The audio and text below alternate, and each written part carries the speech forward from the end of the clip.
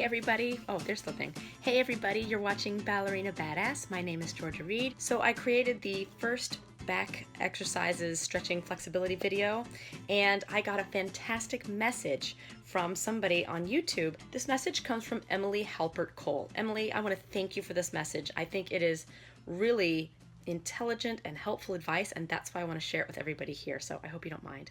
So Emily said, after watching my part 1 of the back exercises video, she says, "Hi, I was just watching your back exercise video. Love your channel, by the way. Thank you. I'm a Pilates instructor wannabe dancer.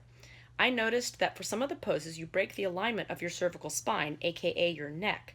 This just adds tension and weight to your upper body and thus reduces your flexibility." I totally agree, and I am constantly working on that neck alignment. Also, some tips. Hold on to the backs of your thighs at the top of that last high lift / swan you did, and then let go. So when I'm on my stomach and going back into that like swan lift with the legs straight behind me on the floor, she's saying to really hold the backs of my thighs at the top. And then she says, after you let go, she likes to add some swan arm presses with her arms, bending at the elbow, palms facing the ceiling. As she extends the arms, you lift higher.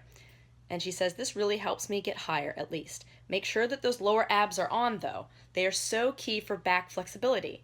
You can also use a band for resistance.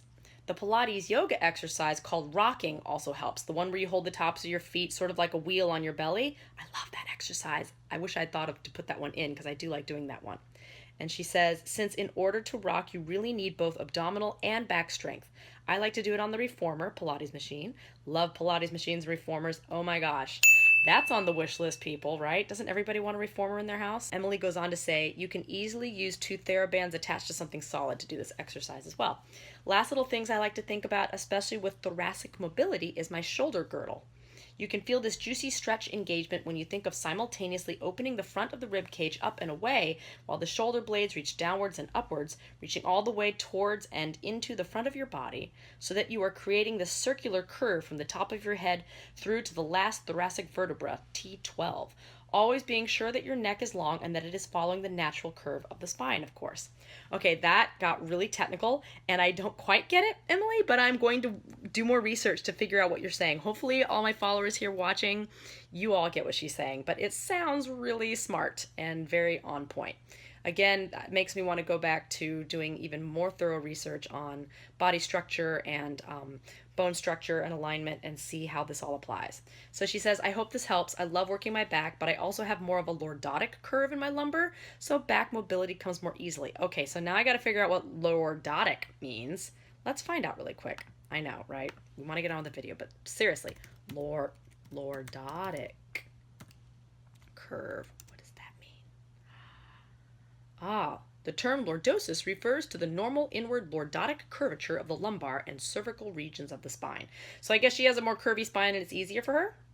But now, of course, I want to know what kind of back I have that makes it harder. But anyways, then she says, however, I have injured myself doing yoga before, so always think of lifting up and away with your spine, lifting up and away. And she is absolutely right. Emily, you are so right. Always think of lifting up and away with your spine, creating space between each vertebra. It has become my mantra of sorts since hurting my lower back, and engaging your lower abs and you'll soar. I hope this makes sense. All the best, Emily.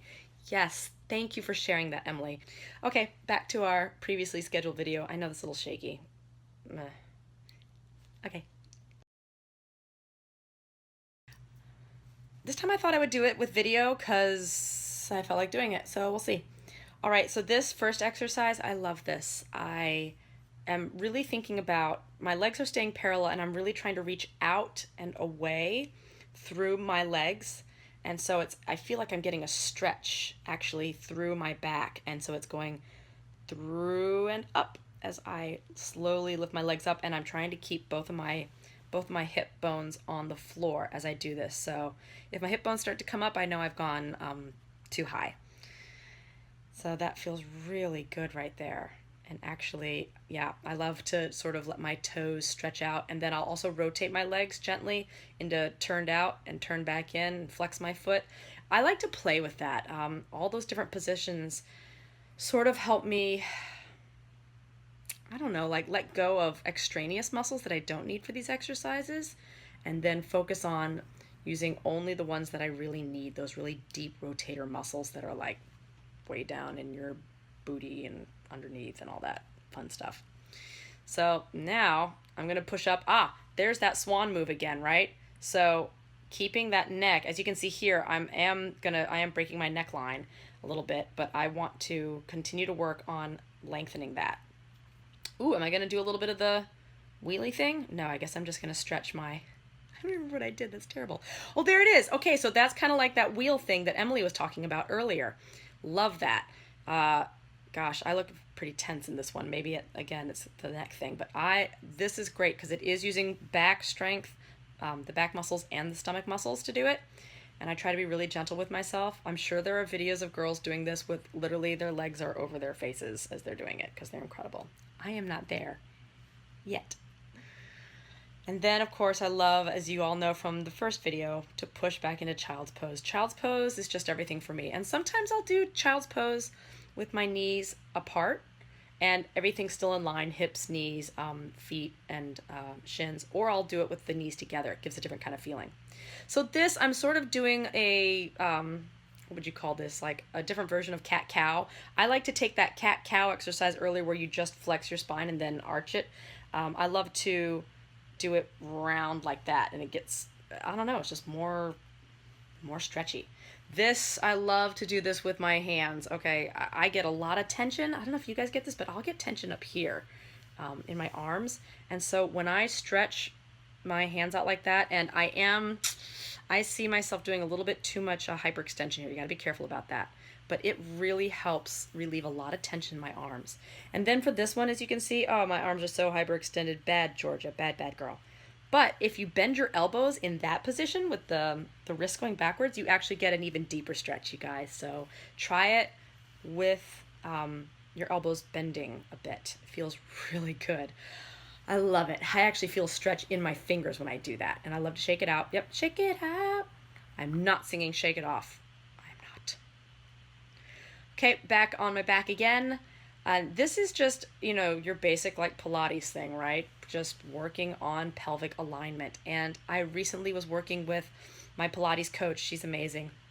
And she helped me realize that I tuck my spine way too much. And we actually found my true natural spine curvature, which it's actually a lot more arched than I thought it was. Even though in real life it's like the difference of maybe a centimeter or two, it felt so different. But the minute I made that change, pirouettes got way easier. Okay, now it's time for bridge.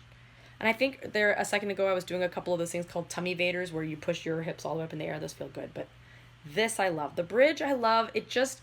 I have to use my arms, my legs, and my everything to hold myself up. And back in the day, I used to actually be able to do a back bend into almost a walkover, or I would go into the bridge and then I would come up out of it. I'm not there yet. It's been a long time. This exercise I got from another video I saw on YouTube where she's in a bridge and then she tries to kick her legs up. Now, the other girl did it like a million more times, and I think she just brushed up and down, but I liked the kicking. When I do this, I have to use my stomach muscles a lot to hold the position, and it felt really good, you guys. I like that. So going for a little bit more bridge. I wish my feet were still parallel in this. Unfortunately, they're not. Gosh, it makes me want to breathe just watching this. Okay, definitely now I love stretching over my head. What is this? The Plow, I think it's called. So silly, all these names for these stretches. But I love this one. I feel it definitely in my upper back and then my lower spine. And I love to come down really slowly like this, as slowly as I can, keeping my legs as straight as possible and as close to my face for as long as possible. But just using my stomach and not trying to hold it with my hands. For this final stretch, I like to really think about my back melting into the floor on both ends. You'll see there's a lot of tension there in my neck. My shoulders aren't quite touching the floor, and then the bottom of my spine isn't quite, but I'll roll back and forth, which feels good. And each time I breathe out, I try to think of those knees melting deeper and deeper into my hips. And then here, I'm going to just give my needle a try, even though I'm nowhere near doing my needle yet, people. I always say yet. And I don't know if I'll ever want to or need to do it, but I'm going to try and go for it. Oh my God, need to do it. The main thing here, even in this pose, I feel like my hips opening a little bit. My shoulders are up, so I need to work more on keeping my legs parallel, both of them, my hips parallel, and then pulling that leg over my head. And also, there we go, keeping the weight of my body up over my leg instead of pulling back into it too much. So that, by that point, I know I was pretty tired and stiff and sore just from a long day of rehearsal, and there wasn't any bad pain though, so definitely keep in mind you want your body to feel sore, but not those danger pains. If you all have questions about that, I can go into detail about that in another video. And then here on this other side, it's interesting. I love looking at my alignment. Again, I think my hip's coming up too much, and I think it could stay both hips more parallel to one another. So still, it felt really good to do that stretch. But I try to think about pulling the leg up and over rather than just crunching into my back. And here, as you can see, I'm trying to reach a little bit with both hands for the needle. There are other really good videos on YouTube of girls working on their needles that are fun to watch and you might find helpful, so definitely do your own research on that. But these are my simple attempts. And then one final stretch of the back. I love to pull against the bar. That gives me a really good stretch in my trapezius area and shoulders. And there you have it. Those are some of the back exercises that I am working on. I hope you all enjoyed this video. Be sure to comment, subscribe, like, shade, whatever you have to do.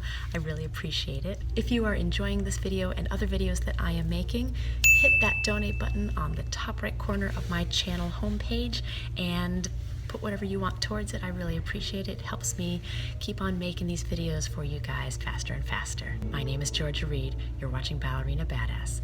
Never give up, never stop dancing. I love you all. Toy, toy, toy.